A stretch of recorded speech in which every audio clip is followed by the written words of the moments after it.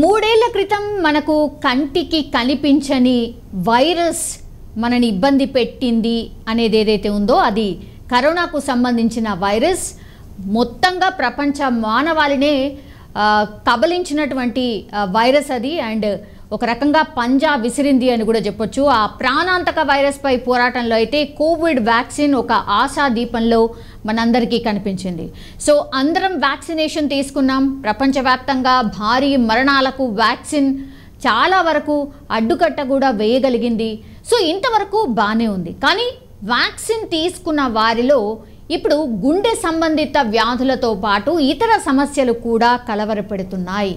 ఈ మధ్యకాలంలో ఎక్కువగా మనమందరం చూస్తున్నాం గుండెకు సంబంధించి, అంటే హార్ట్ అటాక్స్ కావచ్చు, మెదడుకు సంబంధించి అండ్ రక్త సంబంధిత వ్యాధులకు ఈ వ్యాక్సిన్లే కారణమని తాజాగా ఓ అధ్యయనం అయితే చెప్తోంది.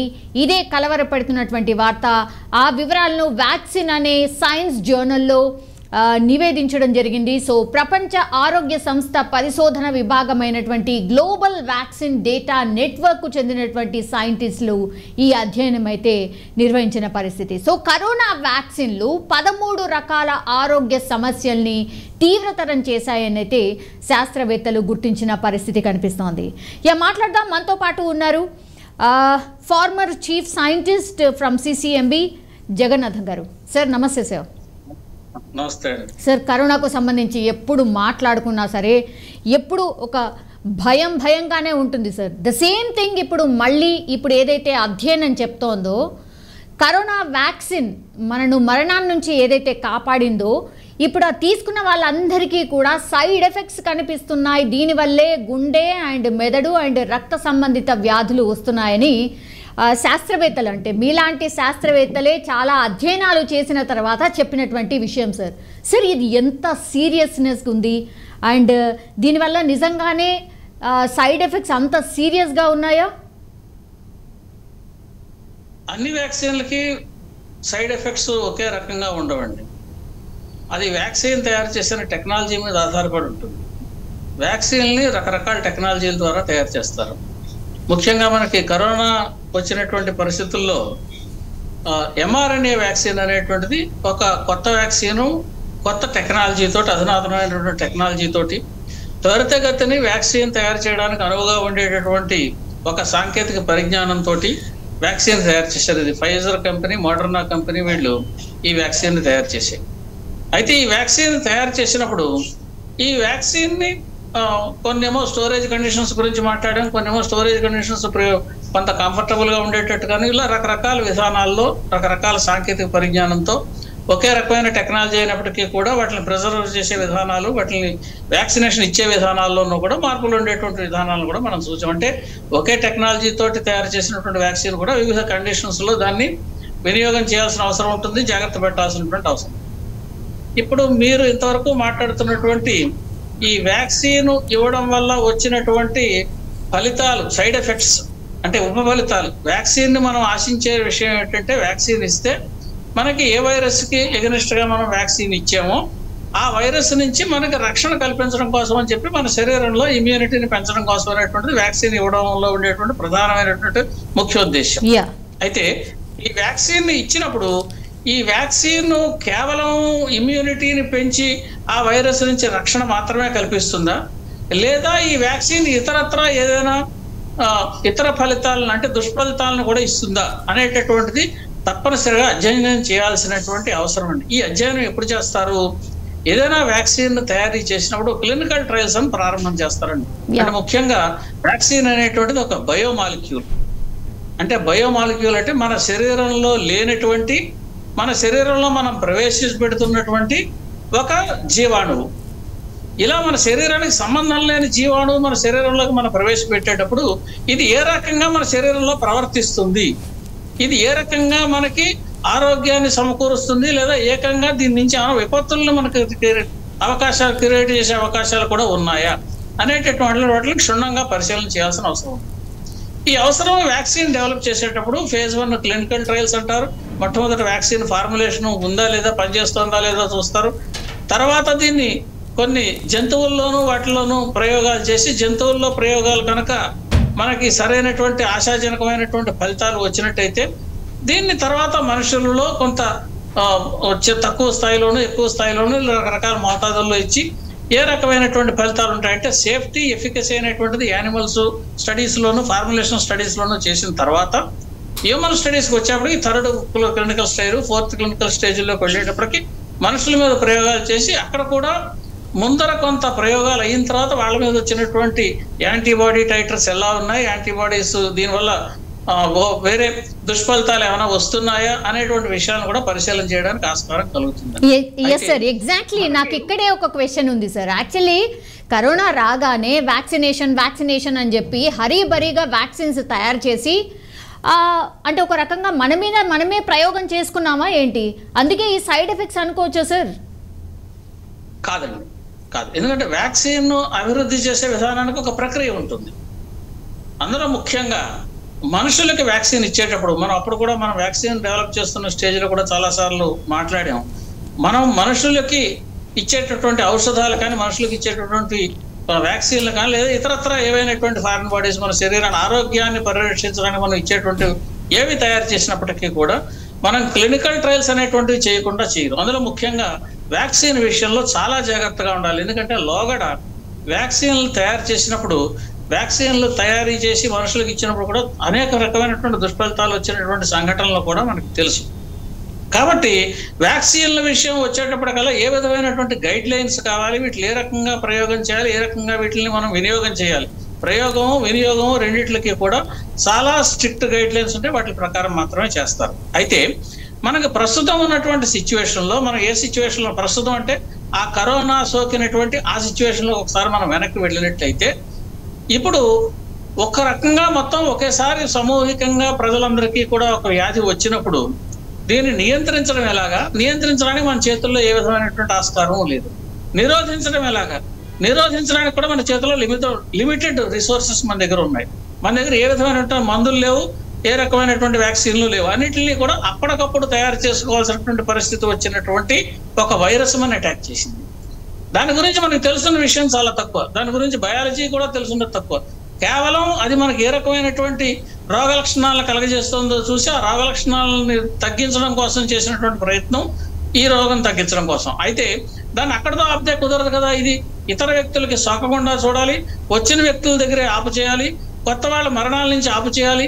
ఇలా అనేక రకమైనటువంటి ఉద్దేశాలతోటి ఈ కరోనా వ్యాక్సిన్ని త్వరితగతిని అభివృద్ధి చేశారు. త్వరితగతిని అభివృద్ధి చేయడంలో ఎక్కడ సేఫ్టీ మెజర్స్లో కాంప్రమైజ్ కాలేదు. అభివృద్ధి చేసే టెక్నాలజీలో కానీ అభివృద్ధి చేసే విధానాల్లో కానీ పరీక్షించినటువంటి విధానాల్లో కానీ ఎక్కడ సేఫ్టీ విధానంలో రాజీ పడకుండా కొన్ని కాలగమనాన్ని తగ్గించుకున్నారు. అంటే ఈ డాక్యుమెంట్ ఒక వ్యాక్సిన్ ఇచ్చినప్పుడు క్లినికల్ ట్రయల్ చేసిన తర్వాత ఆ రిపోర్ట్లన్నీ మళ్ళీ వాళ్ళు సబ్మిట్ చేసి ఈ రిపోర్ట్లన్నింటినీ అసెస్ చేయడానికి ఒక 2-3 నెలలు తీసుకోవడం, ఆ తర్వాత మళ్ళీ పర్మిషన్ ఇవ్వడం, ఇలా కాకుండా అడ్మినిస్ట్రేటివ్ లెవెల్లో ఎక్కడైతే తగ్గించుకోవచ్చో అక్కడ తగ్గించుకున్నారు. బయలాజికల్ ప్రాసెసెస్ ఏవైతే ఉన్నాయో బయలాజికల్ ప్రాసెస్లో ఏ విధమైనటువంటి నష్టాలు లేకుండా ఉండేటట్టుగా చూసి అప్పుడు మాత్రమే ప్రయోగాలు చేయడం జరిగింది. అయినప్పటికీ కొన్ని కొత్త టెక్నాలజీలని వాడడం వల్ల ఈ కొత్త టెక్నాలజీ అనేటువంటి ఫలితాలు ఎలా ఇస్తుంది అనేటువంటిది ఇది పూర్తిగా కొత్త టెక్నాలజీ. కాబట్టి ఇచ్చిన తర్వాత మాత్రమే మనం వాళ్ళల్లోంచి వచ్చినటువంటి ఫలితాలను బట్టి మాత్రమే మనం దాన్ని అసెస్ చేయగలుగుతాం. ఇది క్లినికల్ ట్రయల్స్లో సేఫ్టీ ఎఫికసీ టెస్ట్లు ఎప్పుడైతే పాస్ అయిన తర్వాత మనం ప్రజలకి ఈ వ్యాక్సిన్ ఇచ్చిన తర్వాత అది లాంగ్ రన్ లో చేస్తే కానీ తెలియదు. Exactly sir. ఇప్పుడు భారత్ మినహా ఈ అధ్యయనం చేసింది మన భారత్లో అయితే చేయలేదు సార్. సో భారత్ మినహా ఇప్పుడు Australia, Argentina, Canada, Denmark and Finland, France లాంటి దేశాల్లో మాత్రమే ఈ కరోనా వ్యాక్సిన్ తీసుకున్న 9.9 కోట్ల మందిపై వారు అధ్యయనం నిర్వహించారు సార్.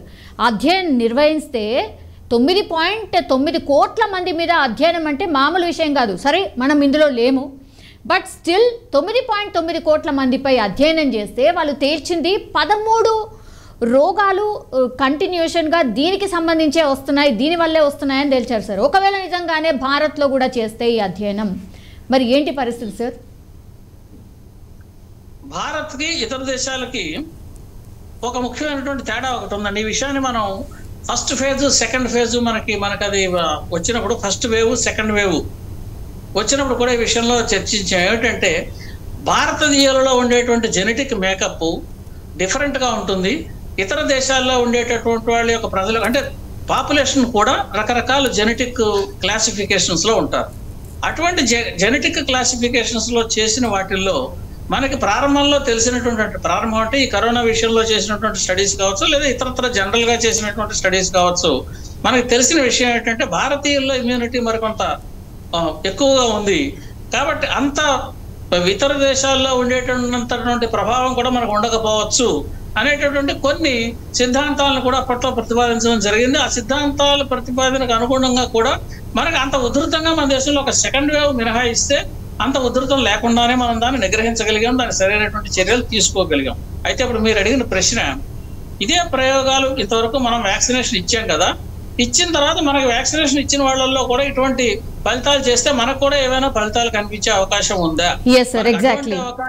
ఈ రిజల్ట్స్ విషయం వచ్చేటప్పటికి వాళ్ళకి వచ్చినటువంటి రిజల్ట్స్ మనకు రావాల్సినటువంటి అవసరం లేదు. ఎందుకంటే ఈ జెనెటిక్ మేకప్ డిఫరెంట్ కాబట్టి మన జెనెటిక్స్ అంటే మన జెనెటిక్ ఇక్కడ ఉండేటువంటి ఇండివిజువల్ హ్యూమన్ జెనెటిక్స్ ఏవైతే ఉంటాయో జీన్స్ ఏవైతే ఉంటాయో మన పాపులేషన్లో ఇవి ఉండేటటువంటి కొంత భిన్నం ఉంటాయి. కాబట్టి అందుకనే ఈ వ్యాక్సిన్ డెవలప్ చేసేటప్పుడు మన దేశంలో కొంతమంది మనం కూడా mRNA వ్యాక్సిన్ ఇవ్వాలి, మనం త్వరితగతిన వాళ్ళు చేశారు కాబట్టి మనం కూడా చేయాలంటే మేము అప్పుడు చర్చల్లో స్పష్టంగా చెప్పినటువంటి విషయం ఏమిటంటే, మీరు ఏ వ్యాక్సిన్ భారతదేశంలో ప్రజలకు ఇవ్వదలుచుకున్నా ఆ వ్యాక్సిన్తో మాత్రమే క్లినికల్ ట్రయల్స్ మన ప్రజల మీద తయారు చేసి అప్పుడు మాత్రమే వ్యాక్సిన్ క్లినికల్ ట్రయల్స్ పాస్ అయిన తర్వాత మాత్రమే వ్యాక్సినేషన్ చేయాలి అనే విషయాన్ని మనం అప్పట్లో చాలా స్పష్టంగా చెప్పినటువంటి అవసరం ఉందని డిమాండ్ కూడా చేశాం. ఎందుకంటే కొత్త వ్యాక్సిన్ మనం వేరే వాళ్ళ దగ్గర దేశంలో అభివృద్ధి చేశారు కాబట్టి దాన్ని అట్టుకొచ్చి అక్కడ పనిచేస్తోంది కదా అని చెప్పి మన దేశంలో మనం ఆ వ్యాక్సినేషన్ గొంపగత్తగా అందరికీ ఇవ్వడానికి వీల్లేదు.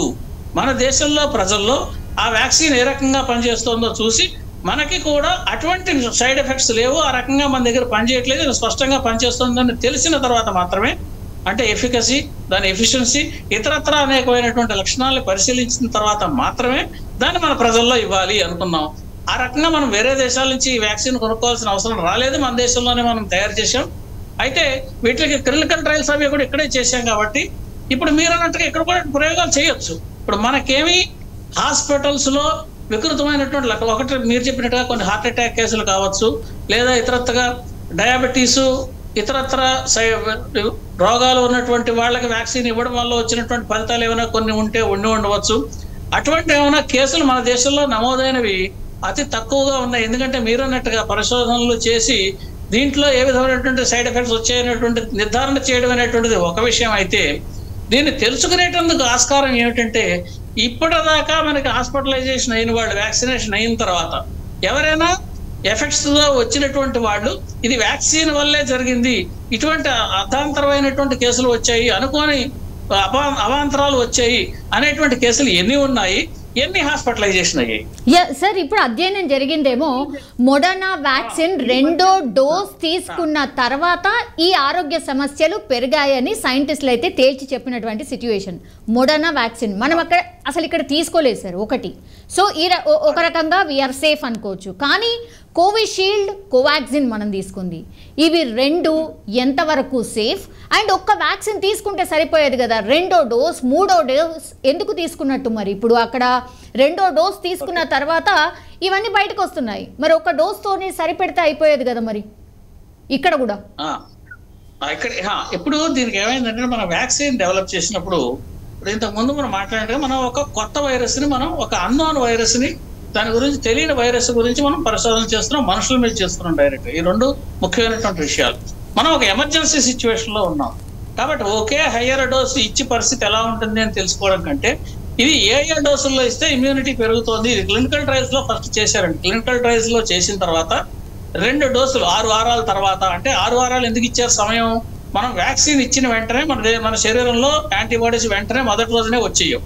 వ్యాక్సిన్ మనం ఇచ్చిన తర్వాత మన శరీరంలో యాంటీబాడీస్ తయారవడానికి కొంత సమయం పడుతుంది. ఆ సమయం ఎంత పడుతుంది?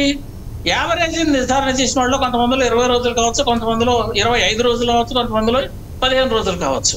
కాబట్టి యావరేజ్ అప్పుడు చేసిన తర్వాత ఇదంతా మనకు తెలిసినటువంటి స్టాటిస్టికల్ అనాలిసిస్ ఈ క్లినికల్ ట్రయల్స్ ఇవన్నీ చేసిన తర్వాత మనకు తెలిసినటువంటి విషయం, ఒక 6 వారాల్లో దీని నుంచి మొదటి డోసు వల్ల వచ్చేటటువంటి ఫలితం సంపూర్ణంగా కనిపిస్తోంది. ఇది కనిపించిన తర్వాత ఎంత ఇమ్యూనిటీ వచ్చిందో తెలిసిన తర్వాత దీన్ని ప్రైమింగ్ డోస్ అన్నారు. అంటే శరీరాన్ని మనం సంసిద్ధం చేస్తున్నాం. ఒక కొత్త జీవాణువును మన శరీరంలో ప్రవేశపెట్టినప్పుడు అందులో ఒక అత్యవసర పరిస్థితుల్లోనూ ప్రాణాలను రక్షించడానికి ఇచ్చేటువంటి పరిస్థితుల్లోనూ ఇచ్చినప్పుడు ఒకేసారి హై డోసెస్ కాకుండాను ఏ రకంగా డోసులు ఇవ్వాలనేటువంటిది కూడా క్లినికల్ ట్రయల్స్ లో క్షుణ్ణంగా పరిశీలన చేసి అప్పుడు 2వ డోసు ఇచ్చినప్పుడు శరీరానికి ఎంతవరకు ఇమ్యూనిటీ రావాలో ఆ ఇమ్యూనిటీ తీసుకురావడానికి మరికొన్ని రోజులు పడుతుంది. ఈ పట్టినటువంటి వైరస్ ఏదైతే ఉందో ఈ మధ్యలో కూడా వైరస్ అటాక్ అయిన వాళ్ళు ఉన్నారు. మనం వ్యాక్సినేషన్ ఫస్ట్ డోస్ ఇచ్చిన తర్వాత వ్యాక్సినేషన్ వైరస్ అటాక్ అయిన వాళ్ళు ఉన్నారు. సెకండ్ డోస్ ఇచ్చిన తర్వాత వైరస్ అటాక్ అయిన వాళ్ళు ఉన్నారు. దానివల్ల ఇలా రకరకాలైనటువంటి కేసులు, అనేక రకాలైనటువంటి విచిత్రమైనటువంటి కేసులు, రకరకాలైనటువంటి కేసులు ఉన్న కారణంగా ఈ 2 డోసులు ఇవ్వడం వల్ల మనకి సంపూర్ణమైనటువంటి ఇమ్యూనిటీ వచ్చింది అనే విషయాన్ని తెలుసుకోవడానికి మనం చేసిన పరిశోధనలో వచ్చే స్టాటిస్టికల్ డేటా సరిపోయింది. సేఫ్టీ ఎఫికసీ యాక్సెప్ట్ అయ్యారు. ICMR వాళ్ళు ఇలా అందరూ కూడా పరిశీలన చేసిన తర్వాత మనం చేసుకున్నాం. చేసిన తర్వాత మన దేశంలో ఇచ్చినటువంటి వ్యాక్సిన్లు మిగతా వాటి కంటే కూడా సురక్షితంగా కనిపించాయి. ఆ సురక్షితంగా ఇప్పటికి కూడా కనిపిస్తున్నాయి. నేను స్పష్టంగా చెబుతున్నాను, ఇప్పటికీ కూడా మన దేశంలో మనం ఇచ్చినటువంటి. మరి ఎందుకు సార్ హార్ట్ అటాక్స్ ఎందుకు వస్తున్నాయి సార్? సో చాలా మంది సార్, అసలు చిన్న పిల్లలకు కూడా హార్ట్ అటాక్స్ వస్తున్నాయి. చాలా మంది ఇట్లా నడుస్తూ కుప్పకూలిపోతున్నారు. మనమందరం వ్యాక్సిన్ తీసుకున్నాం. సో ఇక్కడ కూడా అధ్యయనం జరిగితే అదే తేలే అవకాశం లేదంటారా సార్? ఇక్కడ 2 విషయాలు మీరు అడిగిన ప్రశ్నలో 2 ఉన్నాయి. ఒకటి, వ్యాక్సిన్ ఇవ్వడం ద్వారా ఇది సైడ్ ఎఫెక్ట్ ద్వారా ఇది కుప్పకూలేరు అని రుజువు చేయాల్సినటువంటి పరిస్థితి ఒకటి ఉంటుందండి. రెండవది, ఎందుకంటే అంతకు ముందు ఉన్నటువంటి ఆరోగ్య లక్షణాలు ఏమిటి, కేవలం వ్యాక్సిన్ ఇవ్వడం వల్ల మాత్రమే వీళ్ళు కుప్పకూలేరా, లేదా అంతకు ముందున్న పరిస్థితి ఏమిటి, వ్యాక్సిన్ ఇవ్వకపోతే వచ్చి ఉండకపోవచ్చు అనేటువంటి విషయాన్ని మరింతగా పరిశోధన చేస్తే కానీ మనం చెప్పలేం. రెండవది, ఈ వ్యాక్సిన్ ఇచ్చిన తర్వాత కుప్పకూలేరు, ఒకవేళ వ్యాక్సిన్ వల్ల సైడ్ ఎఫెక్ట్ అని అనుకుందాం అని అనుకుంటే, ఇప్పుడు ఇందాక నేను చెప్పినటువంటి ఎనాలజీ ద్వారా మన దేశంలో వచ్చినటువంటి కేసులు 1-2 కేసులు వ్యాక్సినేషన్ కూడా దాని ఎఫిషియన్సీ కొంత ఉందనుకున్నాం. 90%, 70% ఈ శాతం గురించి కూడా మనం మాట్లాడుకున్నాం. వ్యాక్సిన్ అందరిలోనూ కూడా ఒకే రకంగా ఒకే విధమైనటువంటి ప్రభావాన్ని చూపించదు. మన జెనెటిక్ మేకప్ను బట్టి ఆధారంగా కొంతలో ఇమ్యూనిటీ బాగా వస్తుంది, కొంతమందికి ఇమ్యూనిటీ తక్కువ వస్తుంది, కొంతమందికి ఇమ్యూనిటీ ఎక్కువగా రాకపోవచ్చు. ఇటువంటి పరిస్థితులు కూడా ఉంటాయి. కాబట్టి సైడ్ ఎఫెక్ట్స్ అనేటువంటి ఏ పరిస్థితి, ఇమ్యూనిటీ రాకపోతే నష్టం లేదు, సైడ్ ఎఫెక్ట్ వస్తే నష్టం. ఇప్పుడు మనకు కావాల్సింది ఏంటంటే ఇమ్యూనిటీ త్వరగా రావడం అనేటువంటి దీని లక్ష్యం. ఇమ్యూనిటీ చాలా మట్టికి వచ్చింది, అంతవరకు ఒక రకమైనటువంటి పాజిటివ్ రిప్లై వచ్చినట్టే. కానీ దీనిలో సైడ్ ఎఫెక్ట్స్ వస్తే నష్టం. కానీ వ్యాక్సినేషన్ వల్ల మాత్రమే సైడ్ ఎఫెక్ట్ వచ్చిందా, లేదా ఇప్పుడు మీరు చెప్పినటువంటి హార్ట్ అటాక్ కానీ లేదా ఇతరత్రా జరిగినటువంటి మరణాలు కానీ వీళ్ళకి వేరే కోమార్బిడిటీస్ ఏమైనా ఉన్నాయా, ఏ వయసు వాళ్ళు, ఏ పరిస్థితుల్లో ఉన్న వాళ్ళు, వాళ్ళ ఫ్యామిలీ జెనెటిక్ పరిస్థితి ఏమిటి, ఇటువంటి విషయాలు కూడా తెలుసుకుంటే అప్పుడు మనం ఈ వ్యాక్సిన్ వల్ల మాత్రమే ఆపాదించడానికి ఆస్కారం కలుగుతుంది. ఇప్పుడు ఇది last this is my last question sir. ఇప్పుడు జనరల్ పబ్లిక్ అందరు తెలుసుకోవాల్సింది ఏంటంటే, ఓకే భారత్లో ఇవి అధ్యయనం అయితే జరగలేదు, ఒకవేళ జరిగినా కూడా మేబీ ఇట్లాంటి రిజల్టే వస్తాయి. సరే, అప్పుడు హరిబరి ఎమర్జెన్సీలో ఏదో వ్యాక్సిన్ తీసేసుకున్నాం. ఇప్పుడు దీనికి విరుగుడు ఏంటి? మరి విరుగుడికి కూడా ఏమైనా వ్యాక్సిన్ ఇస్తారా? ఇట్లాంటిది ఏమైనా చేయొచ్చా? అంటే హరిబరిగా చేసినటువంటి వ్యవహారం అయితే కాదండి, స్పష్టంగా నేను చెబుతున్నాను మొట్టమొదట. ఎందుకంటే ఇది అనేకమైనటువంటి క్లినికల్ ట్రయల్స్ అయిన తర్వాత మాత్రమే వ్యాక్సినేషన్ చేశారు తప్పనిసరిగా. రెండవది, మన దేశంలో తయారు చేసినటువంటి టెక్నాలజీస్, టైం టెస్టెడ్ టెక్నాలజీస్ ఇంతకు ముందు ఇతర దేశాల్లోనూ చేశారు, మన దేశంలోనూ చేశారు. ఇంకొక విషయం మనం తెలుసుకోవాల్సింది ఏంటంటే, మన దేశం ప్రపంచంలోనే అత్యధిక వ్యాక్సినేషన్ ఉత్పత్తి చేస్తున్న దేశంలో ముఖ్యమైనటువంటి దేశం.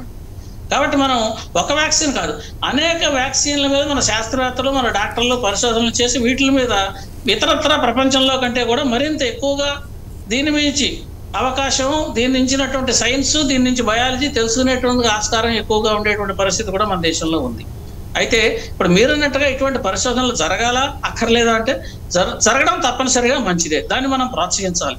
ఇటువంటి వ్యాక్సిన్ తీసుకున్న వాళ్ళకి ఏ రకమైనటువంటి యాంటీబాడీస్ వస్తున్నాయని కొంత శాంప్లింగ్ కూడా దానికి కొన్ని క్రైటీరియా డిసైడ్ చేసి, ఎవరెవరి దగ్గర నుంచి మనం నమూనాలు సేకరించాలనేటువంటి ఒక క్రైటీరియా తయారు చేసి వాళ్ళ దగ్గర నుంచి చేసి పరిశోధనలు చేయడం వల్ల తప్పులేదు. అయితే పరిశోధనలు చేయడం వల్ల తప్పులేదనే కాకుండా ఇందాక నేను చెప్పిన ఆర్గ్యుమెంట్ మళ్ళీ నేను వెనక్కి వస్తున్నాను. ఏమిటంటే, అది ఇప్పుడు మన దేశంలో నిజంగా మనం ఇచ్చినటువంటి వ్యాక్సిన్లు వక్రీకరించి ఉంటే ఇప్పటికే ఇప్పుడు మీరు ఇందాక ఇతర దేశాల్లో చెప్పినటువంటి పర్సంటేజ్ అది 1% కావచ్చు, 0.5% కావచ్చు, సంఖ్యాపరంగా చూసినట్లయితే కోట్ల సంఖ్యలో ఇచ్చినటువంటి మన దాంట్లో లక్షల సంఖ్యలోనూ వేల సంఖ్యలోనూ రోగులు ఈ పాటికి బయటకు రావచ్చు ఉండాలి. కానీ అటువంటిది ఏది జరగలేదు.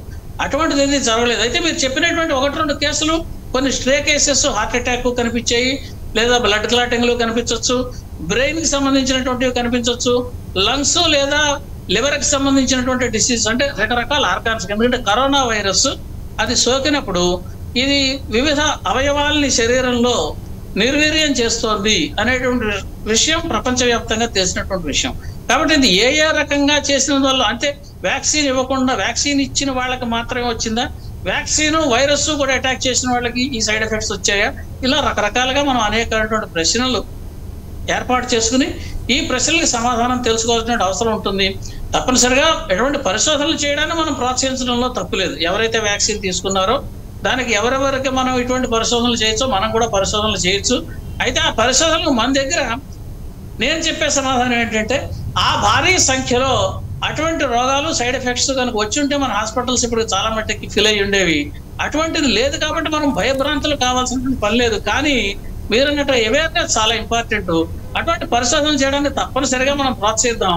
మీరు ఏ విషయం అయితే చెబుతున్నారో ఇది మనం తప్పనిసరిగా ఎవరెవరైతే ఈ పరిశోధనలు చేస్తున్నారో వాళ్ళందరూ కూడా నమూనాలు సేకరించి ఆ రకమైనటువంటి స్టడీ కేసెస్ తయారు చేసి తప్పనిసరిగా పరిశోధన చేయాలనేటువంటి విషయాన్ని మాత్రం మనం స్పష్టంగా చెబుదాం. ఆ విషయం అయితే నేను మీతో పాటు స్పష్టంగా అంగీకరిస్తున్నాం. తప్పనిసరిగా చేసి తీరాలి. చేయడం వల్ల మనకి ఏంటంటే ఏ రోగాలు వస్తున్నాయన్న విషయం తెలుస్తుంది.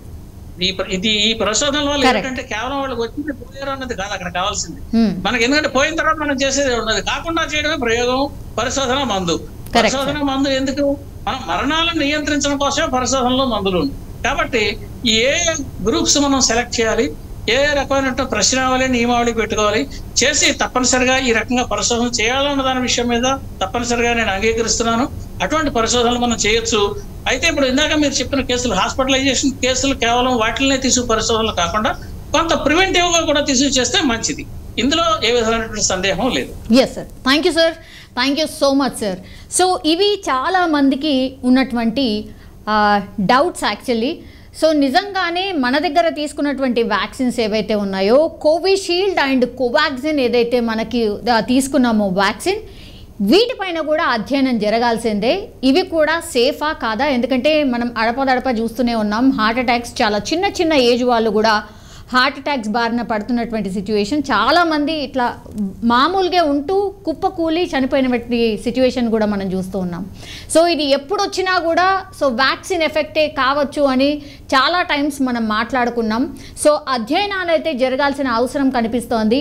ఇప్పుడు ఆల్రెడీ వేరే వేరే దేశాల్లో చేశారు కాబట్టి వాటి సైడ్ ఎఫెక్ట్స్ కనిపిస్తున్నాయి. మన దేశంలో కూడా ఒకవేళ చేస్తే నిజంగానే సైడ్ ఎఫెక్ట్స్ కనిపిస్తాయా లేదా, ఆ సంఖ్య ఎంత ఉంది ఏంటి అనేది కూడా పరిశోధనలు జరగాల్సిన అవసరం డెఫినెట్లీ కనిపిస్తోంది. మరి ఆ దిశగా గవర్నమెంట్ ఆలోచిస్తుందా లేదా చూడాల్సిందే.